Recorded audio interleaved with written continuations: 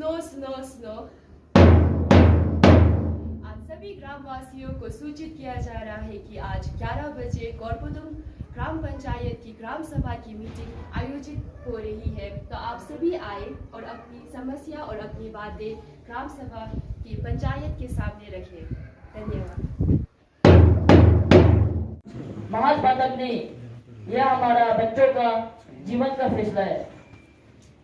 आज का एजेंडा है वर्ष योजना पर जांच सुनवाई। सचिव जी कार्यक्रम शुरू करें। धन्यवाद सरपंच जी। पिछले वर्ष हमने पानी साफ करने के लिए जो वादे किए थे, आज उन वादे को जमीन पर उतरने का समय है। TDWS प्रतिनिधि जी अपनी योजना विस्तार से समझाइए। नमस्कार ग्राम सभा। पानी स्वच्छता योजना न केवल नल देगी बल्कि पानी से संबंधित हर बीमारियों से आजादी भी देगी। 3 महीनों में ही पानी और टंकी का काम पूरा हो जाएगा, पर एक नियम है, एक घर एक टॉयलेट, तभी ही पानी का कनेक्शन हो पाएगा। क्या आप सबको ये बात मंजूर है? नहीं है। अगर आप सब साथ नहीं देंगे तो ये काम असफलता से छूट जाएगा। तो मैं चाहती हूँ कि आप सब हमारा साथ दें। बिल्कुल बिल्कुल। जल के बिना है जीवन अधूरा, हर आंख पे दिखता है पानी का दुख। तुम कहते हो योजना लाए हैं, पहले गांव को दो कुछ सुख। योजना तो अच्छी है, पर क्या सिर्फ कागज पर अच्छी है? सरपंच जी, बच्चे जब बीमार पड़ते हैं तो उनके माँ की नींद उड़ जाती है। पीने के पानी की कुछ बूंदों के लिए हमें बहुत दूर जाना पड़ता है, सिर्फ 2 बूंदों के लिए।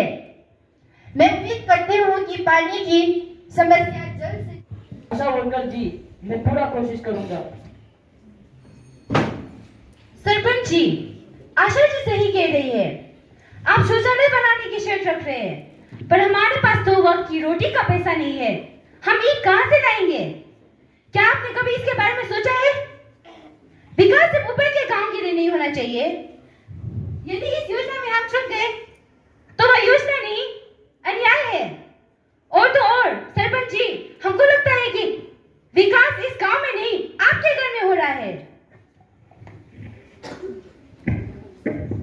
प्रतिनिधि जी, योजना में सब्सिडी है। 7% केंद्र से, 30% राज्य से और 10% आपको देना होगा। पीडीओ साहब, सबसे पहले तो यह बताइए कि आपके जेब में कितना जाता है? प्रतिनिधि जी, फालतू की बातें छोड़िए, हम ग्राउंड में काम करते हैं। पीडीओ साहब, ये फालतू की बातें नहीं है। अगर आप वाकई में ग्राउंड लेवल में काम करते तो डेवलपमेंट दिखाई देता। प्रतिनिधि जी शांत हो जाए। यह ग्राम सभा किसी के पीछे छोड़ने के लिए नहीं है। पीडीओ जी, रोजगार सहायक जी, पंचायत निधि से हम एक योजना लाएंगे। जो परिवार गरीबी रेखा से नीचे है, 10% नहीं दे सकते, पंचायत उनकी तरफ से एक रस्सी भरेगी और कोई परिवार को पानी से वंचित नहीं होगा। क्या आप सभी को ये सोल्यूशन मंजूर है? मंजूर है। सरपंच जी, हम ग्राम सभा से अनुरोध करते हैं कि विकास कार्य में खर्च की जांच नियमित रूप से कीजिए। हम आपको खाते में 10% देंगे और मदद भी करेंगे। क्या आप हमें विकास दिखाएंगे? हाँ सोनम सोमो जी, मैं दिखाऊंगा। कहीं भी देखो विकास नजर नहीं आता, कहीं भी देखो विकास नजर नहीं आता। बेईमानों की भीड़ में ईमानदार नजर नहीं आता। गांव में अगर विकास होता तो गांव के युवा गांव छोड़कर शहर नहीं जाते। सरपंच जी, कभी गांव आए हो, उनकी नालियां देखे हो, उधर इतने कूड़े कचरे भरे हैं, मच्छर इतने हैं कि मेरे घर आ जाते हैं, रात भर सोने नहीं देते। बच्चे भी कहते हैं मच्छरदानी खरीद लाओ। कहाँ से लाओ मैं? अरे रामू जी, सही कहा आपने, पर लेकिन पंचायत ही सिर्फ क्या करेगी जब पूरे गांव वाले खुद कचरे नाले में फेंकते हैं। सही है। बिल्कुल, कुछ लोग तो शादी में बचा खाना भी सड़क पर फेंक फेंक देते हैं। हम महिलाएं मिलकर स्वच्छ तवा अभियान चलाएगी।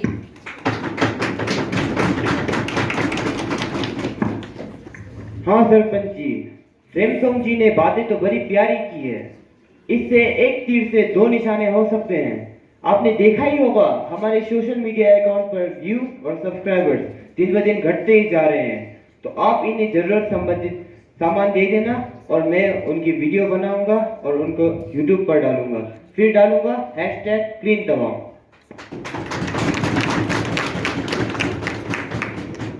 सरपंच जी, हम गांव वालों के बच्चे स्कूल जाते समय बहुत सारे तकलीफें आते हैं, जैसे कि लैंडस्लाइड, बारिशों के कारण बच्चों स्कूल समय पर नहीं पहुंच पाते हैं।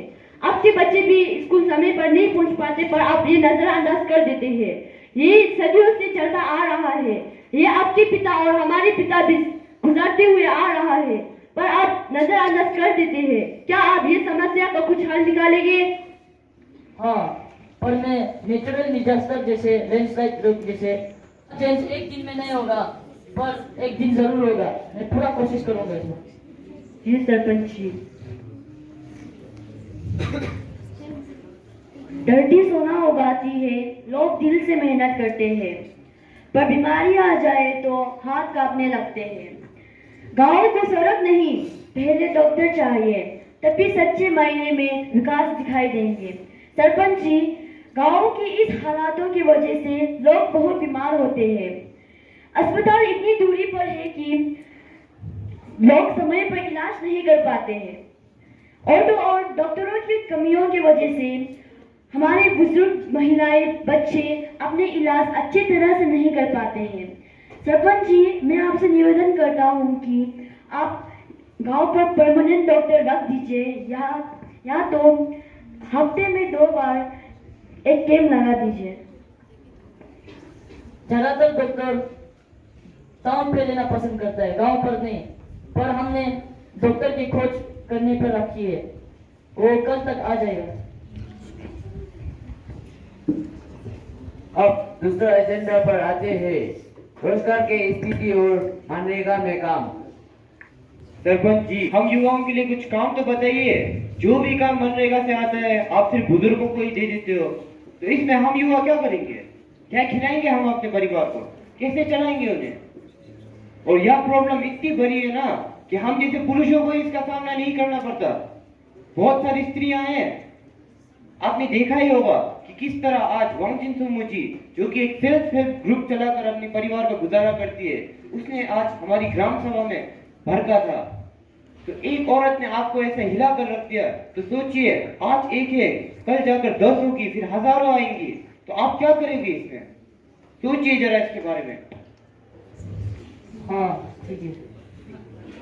मनरेगा में काम की मांग बढ़ी है। हमने नहरों की सफाई का काम शुरू किया है। इस महीने 50% का काम महिलाओं को दिया है। लेकिन हाँ, हमसे एक शिकायत है, स्कूल के पास बच्चों के बैठने के लिए चबूतरा नहीं है, यानी प्लेटफॉर्म नहीं है।